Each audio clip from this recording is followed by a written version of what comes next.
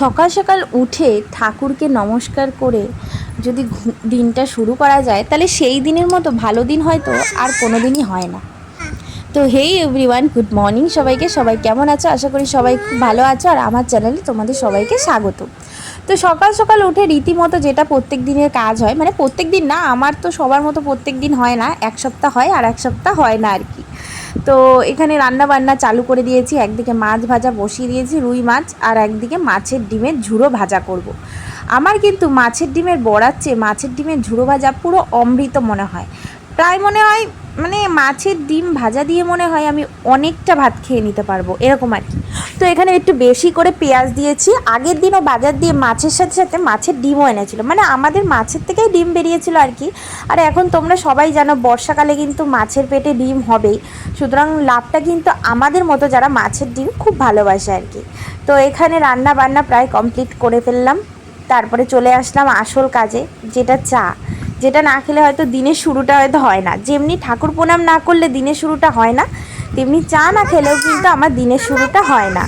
তো এখানে চাটা বসিয়ে গ্যাসটা মুছে নিচ্ছিলাম। আসলে রান্না করার পর চারিদিকে তেল চিটচিটে হয়, তো তাই জন্য আমি গ্যাসটাকে মুছে নিচ্ছিলাম।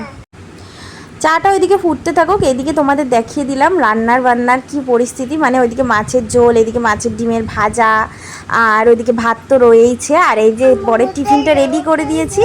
ওদিকে চা হতে হতে আমি এদিকে বিছানাটাও তুলে ফেলবো, কারণ বাসি বিছানা অবস্থায় না খেতে ভালো লাগে না। আর এখানে দেখো মাম্মা ওর বাবার সাথে কি খুনসুটি করছে সকালবেলা।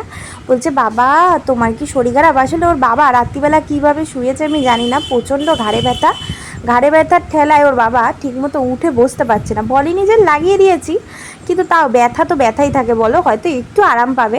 তারপরে দেখো আমরা এখানে চা খেয়ে নিলাম, আর ওর বাবাও চাটা খেয়ে চলে গেল কাজে। তো টাটা বাই বাই, ওর বাবাকে করে দিয়ে ঘরে চলে আসলাম। আর এসে ছাদে জামা কাপড় মেলে দেখি কি টানা রোদ্দুর দিয়েছে। আর মাম্মামও কিন্তু আমার সাথে ছাদে চলে এসেছিলো। আসলে ওই যে নিচে থাকলেই হলো, আমি যেখানে যাব ও সেই আমার পিছ যাবে। আর এই দুদিন ধরে একদিন বৃষ্টি দেয় তো 3 দিন গরম দেয়, মানে আমার পক্ষে তো গরমটা সহ্য করা একদমই কঠিন ব্যাপার। তো ঘরটার মধ্যে একটু বসতে না বসতে দেখি বাবা চলে এসছে, কারণ ওই আয়ুষ্মান কার্ডের বাবা ফর্ম ফিল আপ করেছিল, তো সেইখানেরই কিছু কাজের জন্য বাবা আমার বাড়িতে এসেছিল। আর সকাল সকাল মেয়ের আবদার, দাদা যখন এসছে তাহলে দাদাকে ঘুরতে নিয়ে যেতেই হবে। তো স্টেশনে চলে গেল বাবা। আর এখানে দেখো বাবা আবার চলেও এসছে ঘুরে। আর আমি মাম্মামের খাবারটাও রেডি করে দিয়েছি, আজকে দেবো দুধ বিস্কুট। তো বাবা যেহেতু একটু গেছিলো মেয়েকে নিয়ে ঘুরতে, তাই আমি টাকা দিয়েছিলাম, বললাম একটু নানপুরি নিয়ে আসো আমার জন্য। তো বাবা একটু নানপুরি নিয়ে আসলো। আসলে মাঝে মাঝে না এই নানপুরি বলো কচুরি বলো ভালো লাগে খেতে। আমি কিন্তু পরোটার চেয়ে কচুরি নানপুরি খেতে খুবই ভালো। আর একটা কথা কি জানো, আমি খেতে ভালোবাসি বলে আমার মামামও খেতে ভালোবাসে। আর আমি আমার বর কিন্তু দুটোই বিপরীত দিকের মানুষ, দুজনেই বিপরীত পক্ষের মানুষ। ও পরোটা খেতে ভালোবাসে তো আমি কচুরি, ও উচ্ছে খেতে ভালোবাসে না, কুমড়ো খেতে ভালোবাসে না, আর আমি ওগুলোই খেতে ভালোবাসি।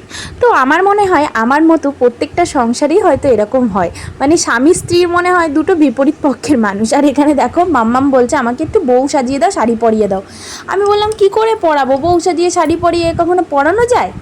দেখো তো ওর অবস্থা, ওকে গামছা দিয়ে আমার শাড়ি পরিয়ে দিতে হবে। আর কোনো দিন একটা গামছা দিয়ে কখনো শাড়ি পরানো যায়?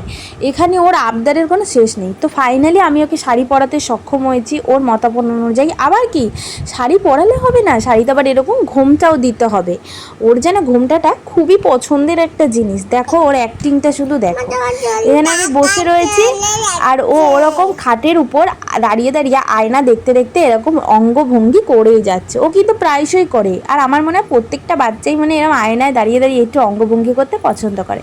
তো দেখো এদিকে ও দুপুরবেলা স্নান টান করে চলে এসছে, আর এখানে ও খেলতে খুবই ব্যস্ত। তা আমি একটু ওকে সাজিয়ে গুছিয়ে দিলাম, আর বললাম দেখ কেমন লাগে তোকে। তো এখানে ওকে সাজিয়ে গুছিয়ে রেডি করে দেন আমি এখানে চলে এসেছি সিঁদুর পরতে। স্নান হয়ে গেছে, সিঁদুর টিঁদুর পরে এবার ঠাকুর পূজাটা আমি দিয়ে দেবো। আর স্নান করে না সিঁদুর পরলে পুরো মুখটাই পাল্টে যায়। তো যাই হোক এখানে স্নান করে এবার ঠাকুর পুজো দিয়ে নেব তাড়াহুড়ো করে, কারণ প্রচণ্ড লেট হয়ে গেছে আজকে কারেন্টটা খুবই জ্বালিয়েছে। আর আজকে কেন, যারা আমার রেগুলার ভিডিও দেখো তারা কিন্তু জানো যে কারেন্ট এখানে প্রত্যেক দিনই মানে কি আর বলবো কিসের মতো একটা ওঠানামা করে। কারেন্ট যাওয়ার কোনো মাথা মুন্ডই নেই, কোনো টাইম জ্ঞানই নেই, মানে কখন কারেন্ট যাবে কখন আসবে কোনো ঠিক ঠিকানা নেই। আর এখানে মাম্মামের ভাত নিয়ে রেডি, বাট মাম্মাম আসতে রাজি নয়। তো এদিকে দেখো মাম্মামকে খাওয়ানোর পর আমিও চলে এসেছি দুপুরবেলা খেতে। আর আজকে যেন আমার মনটা অতটা ভালো নেই, কারণ ভিডিওটা খুবই শর্ট হয়ে গেছে, কারণ এই কারেন্টের জন্য আমি ঠিকমতো ভিডিও ক্লিপই নিতে পারিনি। সন্ধ্যাবেলা 7টার সময় কারেন্ট গেছে, তখন আমরা খাচ্ছিলাম চা, আর সেই কারেন্ট যেতে যেতে এসেছে প্রায় 9টার সময়। এতক্ষণ মেয়েকে নিয়ে আমি বাইরে ছিলাম। এখানকার লোকের কোনো মানে ইসেই নেই যে কারেন্টের লোকরে ফোন করবে বা কি। আর আমি কিন্তু কখনো শান্তিমতো খেতে পারি না। এই যে দেখছো ঘোড়ার গাড়িটা, এই ঘোড়ার গাড়িটা নিয়ে ওকে ঠেলা দিতে হবে আর ও খেলবে, না হলে আমাকে খেতে দেবে না। ওর দুষ্টুমির কোনো শেষ আছে নাকি? তো রাত্রিবেলা মাম্মামকে খাইয়ে দাইয়ে ওর বাবা একটু কাজ করছিল, আমি ততক্ষণ মাম্মামকে খাওয়াচ্ছিলাম। তো খাওয়া দাওয়ার পরে আমাদেরও খাওয়া কমপ্লিট। আর এখানে দেখো ওর বাবার সাথে নাচু করে নিচ্ছে একটু শোয়ার আগে। ওর প্রত্যেক দিনই ওর বাবা বাড়ি থাকলেই হলো ওর এরকম দুষ্টু করতেই হবে। তো টিভিতে একটা গান চলছিল, সেটা করতে করতে নাচ করছিল। তো আজকে ভিডিওটা এখানে